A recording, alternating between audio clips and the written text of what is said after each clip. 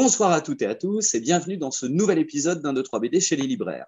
Alors, on était à Paris la dernière fois, à Super Héros, et là, je vous propose qu'on aille faire un petit tour dans le sud, une librairie qu'on connaît bien, qui est une super librairie à Bordeaux.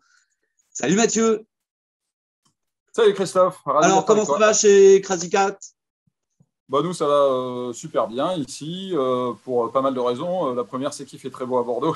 Ouais, La je deuxième, sais. c'est qu'on fait partie, je pense, de ces pas mal de librairies qui ont gagné des lecteurs grâce au confinement. Les gens se sont remis à lire des BD, donc voilà.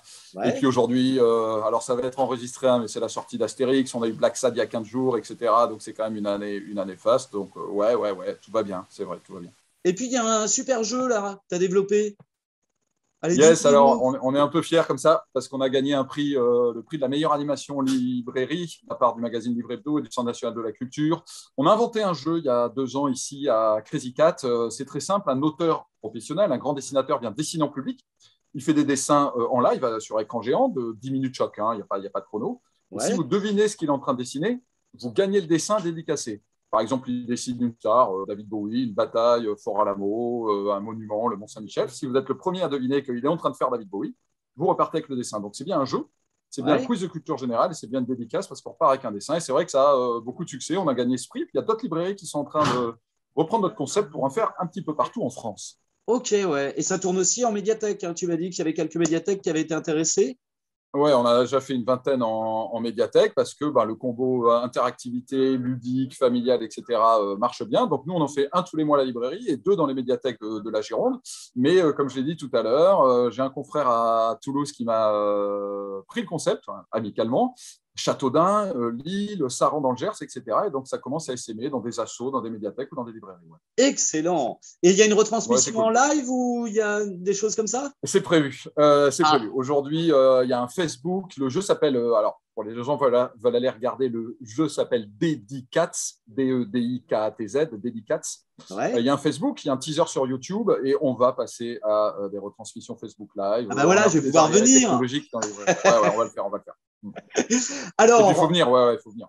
euh, comme d'habitude, hein, les 3 coups de cœur de la semaine qui sont offerts d'ailleurs Yes, depuis la rentrée par JLM Assurance BD. Donc, il faudra que tu poses une petite question au lecteur et puis qu'ils yep, répondent par mail, mais ça maintenant ils sont habitués. Et quel est yep. donc ton premier coup de cœur, Mathieu? Alors, le premier coup de cœur, c'est un double coup de cœur, Mathieu et Olivier, pour Le rêve de la Malinche aux éditions de La Cerise. Les auteurs sont hispanisants, Gonzalo Suarez et Pablo Oladel. Alors, je vais faire un petit peu d'histoire. La Malinche, c'est une femme très connue en Amérique du Sud, peut-être moins par chez nous, qui a un destin incroyable. C'est une esclave, Maya, qui a été offerte à Cortés quand Cortés arrive en Amérique du Sud. Cortés, c'est le grand conquérant espagnol qui va faire tomber l'Empire aztèque et qui va ravager le continent sud-américain. Un grand guerrier, puis un homme très, très, très dur, hein, on le sait, hein, l'histoire, ça a été une boucherie. Hein. Et cette esclave, qui était quelqu'un de prodigieux, hein, elle a appris 4 langues en quelques mois. En moins d'une année, elle est devenue la traductrice, la conseillère et la confidente de Cortés. En 2 ans, elle est également devenue sa maîtresse, puis son épouse officielle, puis la mère de ses enfants. Ah ouais, Donc, pas quelqu'un mal. vraiment de prodigieux qui était juste une esclave. Ouais. Aujourd'hui, elle est à la fois honnie en Amérique du Sud, parce que c'est une forme de trahison, hein, elle a aidé l'envahisseur, mais Ouais. elle est à la fois vénérée, parce qu'elle est la première femme qui fait la synthèse entre les deux cultures, la culture hispanique et la culture autochtone des peuples premiers sud-américains. Ça raconte son histoire, mais ça raconte son histoire de manière poétique, chimérique. Alors, les faits sont quand même là, mais d'abord, il y a un dessin qui n'est pas vraiment un dessin complètement BD, hein, il y a quand même des Ouais. bulles et des cases. C'est d'une beauté absolument incroyable, Ouais, c'est très c'est-à-dire beau. Ouais. chaque double page, c'est de l'art contemporain. C'est quand même BD, hein, regardez, il y a des cases, il y a des bulles. Ouais, Ça peut ouais. passer également sur des choses un peu plus, voilà, un peu plus noir et blanc, comme ça, au fusain. Et ça traite ce sujet de la Malinche et de la négociation entre Moctezuma, l'empereur des Aztèques, et Cortés, par le rêve, par l'allégorie, par une subtile alchimie de poésie et de faits historiques. C'est superbe. Superbe. Alors, Édition de. Ouais, pour pour le gagner cet gagner, il faut album et répondre à venir cette le question. récupérer à la librairie, il faut une petite question. Ouais. Petite Allez, question, vas-y. la Malinche était-elle une Aztèque ou une Maya? Oh, facile. Ouais, facile, je l'ai dit. Alors, on envoie un mail. Tu peux nous rappeler l'adresse mail de la librairie? Ouais, il est un peu barbare, hein, l'adresse. Crazycat, avec des K, des R, des Z, des Y, Crazycat. Vous rajoutez 3 lettres LIB, Crazycatlib, Hmm. arrobas canalbd.net, canalbd au singulier, canalbd.net. Ouais, Allez, barbare, hop, une bonne réponse. Et puis, le premier qui donne la bonne réponse a le droit de venir chercher la bande dessinée offerte par JLM Assurance BD à partir de samedi. Yep. Formidable. Allez, deuxième coup de cœur, Mathieu, on y va. Deuxième coup de cœur. Alors là, regardez bien, parce que ça existe que chez nous. C'est le méga combo coup de cœur. C'est quand les 4 libraires qui font un grand sourire ont aimé la BD. C'est le Hall of Fame chez nous. Il n'y a eu que 30 BD en 4 ans qui l'ont eu. Et c'est que la 5e cette année. Allez, je sais que tout le monde en parle, mais cette BD elle nous tient à cœur. Madeleine Résistante, tome 1, Dominique Bertaille au dessin. Madeleine Riffaut, elle-même, grande résistante française, 96 ans, toujours parmi nous, bon pied, bon oeil, au scénario avec Jean-David Morvan, chez Dupuis. Cette BD elle nous tient à cœur aussi. Et écoutez bien, il y a 30 pages de la BD qui ont été dessinées chez nous. Alors, on a un bar chez Crédit 4, je ne sais pas si on le voit par là-bas. Ah oui, Dominique Bertaille, qui est bordelais, s'était réfugié chez nous pendant 2 mois, je crois, pour faire une trentaine de pages. Alors, c'est un bouquin sur la résistance de manière générale, c'est-à-dire la résistance pendant la guerre, mais également la résistance de Madeleine Riffaut contre la tuberculose qu'elle va contracter dès 18 ans. Elle se bat contre la maladie, elle se bat contre les Allemands. Et plus tard, elle se battra un peu contre la colonisation parce que comme journaliste de guerre, elle a couvert à la fois l'Indochine et la guerre d'Algérie, plutôt dans le camp des peuples en voie de libération. Alors, je voulais vous montrer un peu les dessins de Dominique Bertaille qui sont en bleu, en camailleux de bleu. Voilà, en tout cas en aquarelle de bleu, qui sont absolument prodigieux. Magnifique. Voilà, cette scène de la débâcle, des bombardements de 40. Voilà, ici où je vous en montre tout de suite une petite deuxième rapidement. Je sais que c'est jamais facile à l'écran, mais là, c'est tellement incroyable ce que fait Dominique. C'est un des plus grands dessinateurs français vivants en ce moment. C'est un top 5 ou un top 10, on s'en fiche du classement, mais c'est vraiment un des plus grands dessinateurs.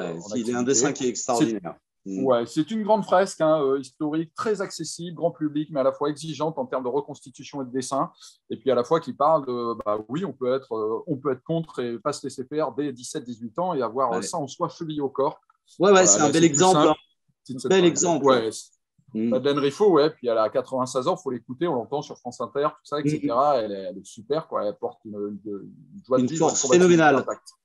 Et ça, c'est le tome 1. Il y a un deuxième tome prévu. Alors, ce sera en 3 tomes sur la guerre, plus, on l'espère, 2 tomes sur sa vie de journaliste après-guerre. Donc, ce sera 3 ou 5. Ce sera une grande saga. Et c'est vrai que les ventes sont très bonnes. En plus, on est content. Donc, c'est très prometteur. Superbe. Ouais, très beau coup de cœur, ça. Je suis d'accord avec toi. Merci. Allez, une petite question pour gagner l'album et venir le récupérer. Elle est facile. Dans quelle ville habite et travaille Dominique Bertaille, le dessinateur? Ça, c'est facile. C'est facile. Et donc, on envoie un mail, on rappelle l'adresse mail, mais ça va s'afficher comme ça d'un coup. Clac. Ouais, KRAZYKT, Crazy Cat, LIB comme une librairie, Crazy Cat Lib, @canalbd au singulier.net. Formidable. Allez, troisième coup de cœur. On y va, Mathieu. Alors, attention, je vais faire mon petit 2001.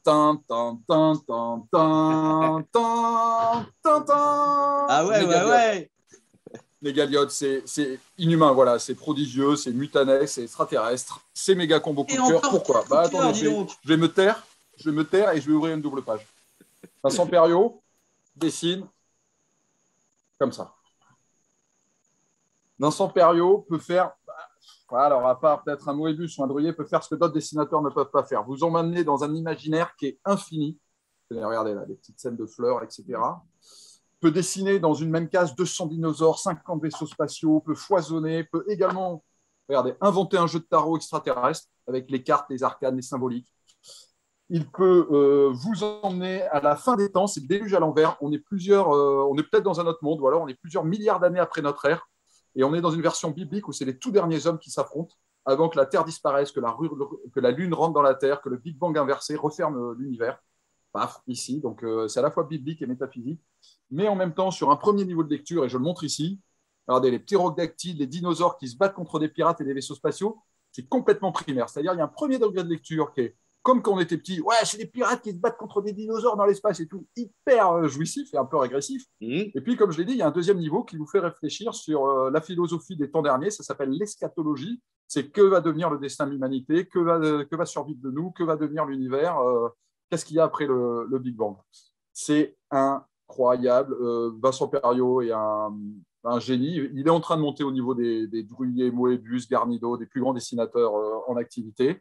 Allez, je fais un petit peu de pub pour la librairie. Ouais, parce que c'est une édition un peu particulière, celle-là. Vous avez ceux qui connaissent Négaliot n'ont pas reconnu la couve de Négaliot 2 qui est en magasin, puisque c'est le deuxième, même si ça signe indépendant, c'est quand même un tome 2, parce que Vincent nous a dessiné une couve pour nous il nous a rajouté un petit ex libris signé, numéroté. Et comme Vincent, il est adorable, il a en plus de son nom mis « Je vous aime » 700 fois sur les 700 ex libris. Oui, il est incroyable.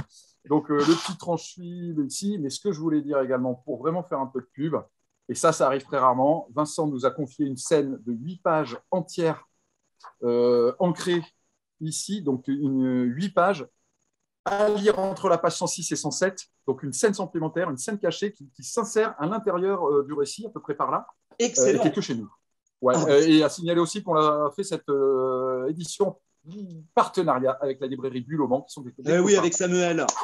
Ouais, avec Sublime. Samuel. Bon, alors, pour venir gagner cet album qui est quand même magnifique, il nous faut une petite question, Mathieu. Il nous faut une petite question que je n'avais pas réfléchi avant. On va proposer à nos joueurs quel est le nom de l'auteur de Négalion. Oh ouais, bon, bah facile. Hop. Donc, vous envoyez un mail avec la bonne réponse et à partir de samedi, bah, vous venez récupérer l'album offert par JLM Assurance BD. C'est top, ça. Eh bien, écoute, Mathieu, je te remercie. Super. C'est moi qui te remercie, Christophe. J'adore venir à ton émission quand tu veux, où tu veux. Eh ben, écoute, parfait. Et non, mais je vais venir à Bordeaux. Il faut que je vienne. On a un bar et le bar est gratuit pour les gens sympas. Oh, bah, c'est cool. Et ben voilà, venez faire un tour à Bordeaux avec Crazy Cat. Vous profiterez bien. Yep. Mathieu, à bientôt. Terrasse, ouais. Merci. Ciao. À bientôt. Bye bye.